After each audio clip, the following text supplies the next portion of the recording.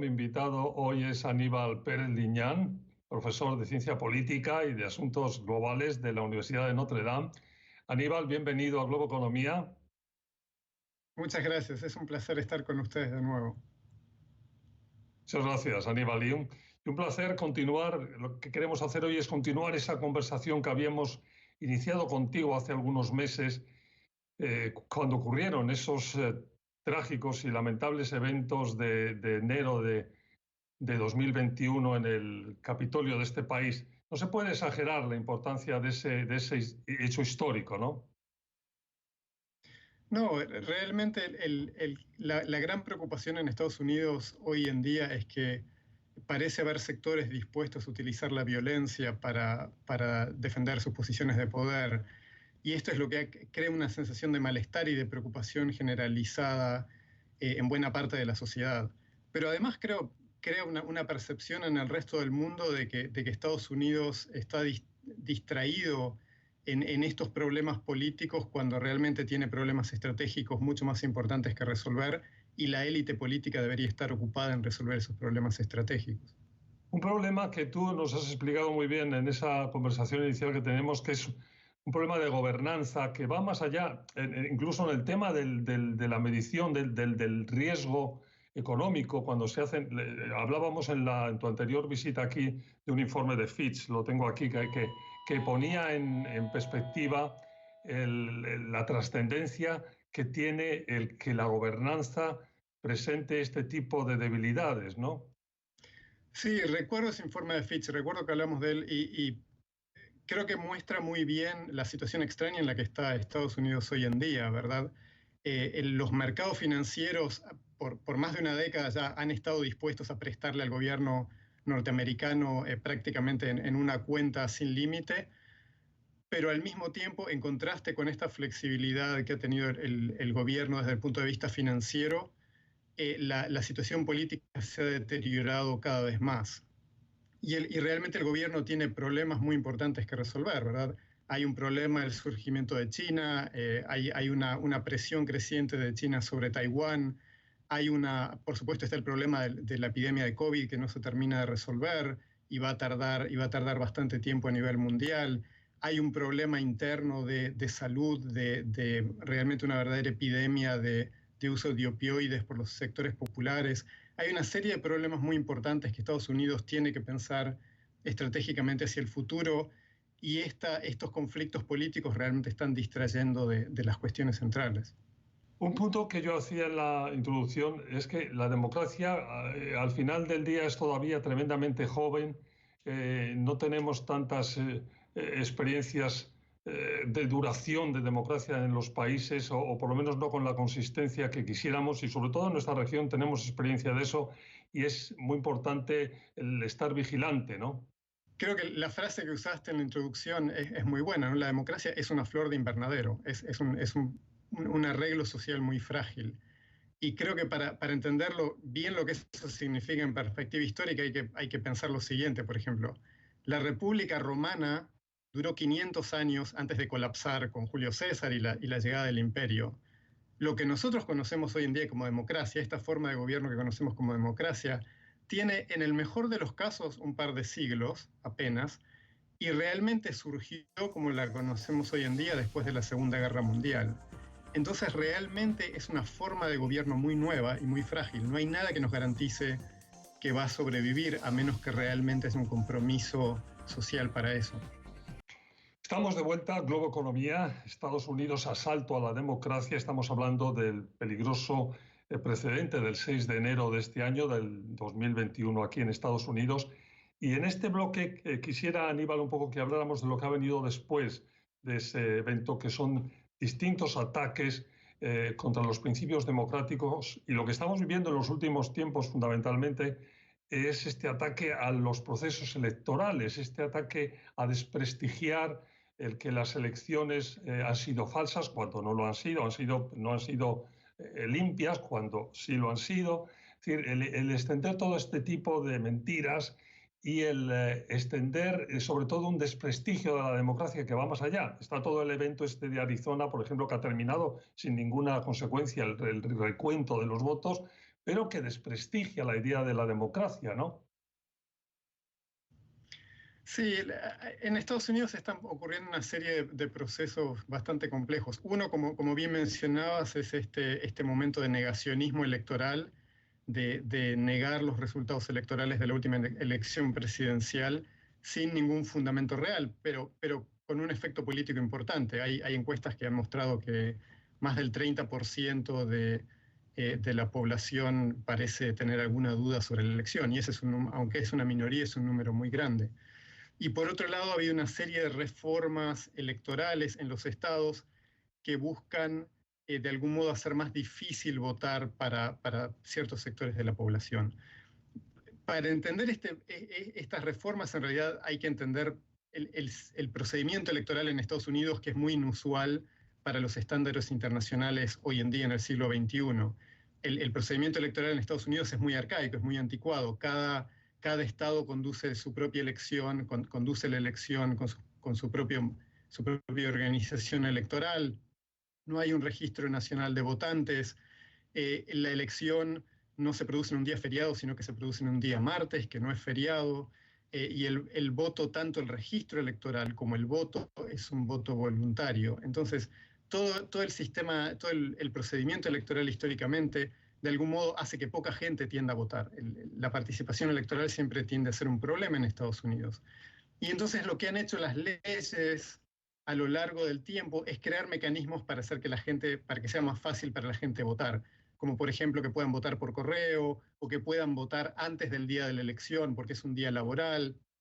Entonces, estos mecanismos que en cualquier otro país serían extraños, inusuales, tienen que ver con la lógica del sistema norteamericano, y son estos mecanismos los que de algún modo las reformas que muchas legislaturas, especialmente republicanas, están haciendo, están cerrando estos pequeños mecanismos para hacer más difícil que la gente vote, porque calculan que esto va a impedir que las minorías puedan votar y eso perjudicaría al Partido Demócrata.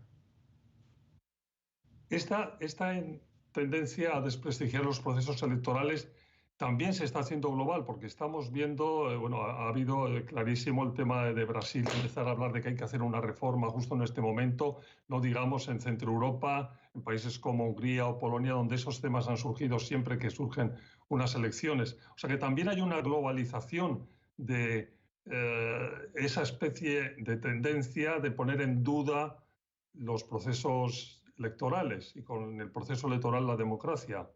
Sin duda, hemos visto esto en Perú, por ejemplo, en la última elección presidencial, ¿verdad? Keiko Fujimori negó Sí. el resultado de la elección. Como bien decías, en Brasil, el presidente Bolsonaro ha venido cuestionando el sistema de votación en Brasil, que es un sistema electrónico que ha funcionado por muchos años sin ninguna evidencia de fraude, y ha venido extrañamente reclamando que se vuelva al sistema de votación en papel, que es mucho menos seguro, y en realidad lo que está haciendo es crear el clima, crear la sensación de que la elección no es transparente para poder, está calculando posiblemente que va a perder la elección, para poder negar el resultado de la elección después. Hay un mecanismo extraño porque en el siglo XXI los procesos electorales, la tecnología que tenemos para los procesos electorales, en general garantiza que sea muy difícil hacer fraude en el sentido tradicional.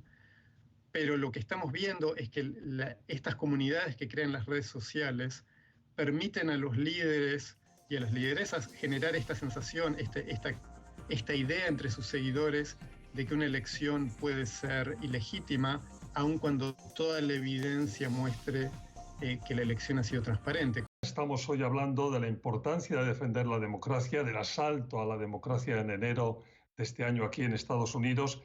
Y en este bloque decíamos antes al irnos a la pausa que queríamos volvernos tremendamente positivos y buscar qué se puede hacer. Aníbal, como profesor de ciencia política, como experto en estos temas, ¿qué podemos hacer de forma eficaz para refortalecer las instituciones y el Estado de Derecho?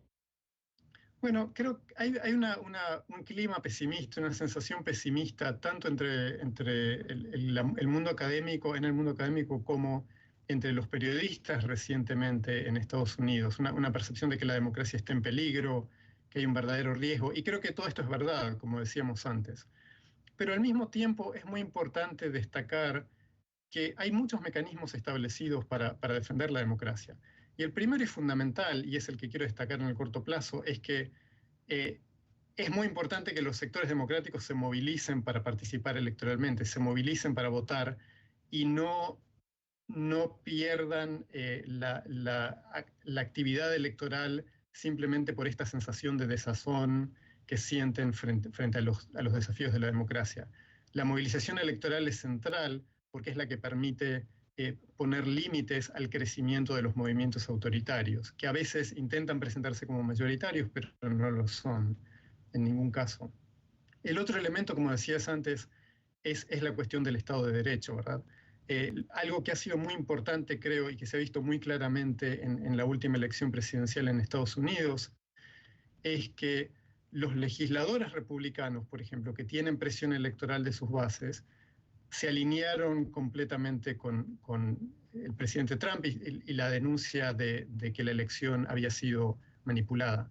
Sin embargo, los jueces conservadores nunca se alinearon con esta denuncia, ¿verdad? Los jueces conservadores, cuando tuvieron que tomar decisiones en el contexto judicial, se centraron en la evidencia. Y esto creo que es un elemento muy importante que muestra que el Estado de Derecho refuerza las protecciones democráticas y es fundamental defenderlo. Y creo que en este contexto hay que destacar que hay un grupo importante dentro del Partido Republicano que tiene un compromiso con defender el Estado de Derecho y defender la democracia y oponerse a cualquier proyecto autoritario. Hay varios movimientos, ¿no? Como Renew America Movement y otros que están realmente tratando de articular una respuesta a este movimiento antidemocrático que se ha gestado en el Partido Republicano. Ese es claramente un punto fuerte de los países con más tradición democrática o que son más baluartes de la democracia, que como dices muy bien, sigue estando ahí las instituciones y siguen estando ahí estratos distintos de la sociedad que siempre se inclinan hacia el lado democrático.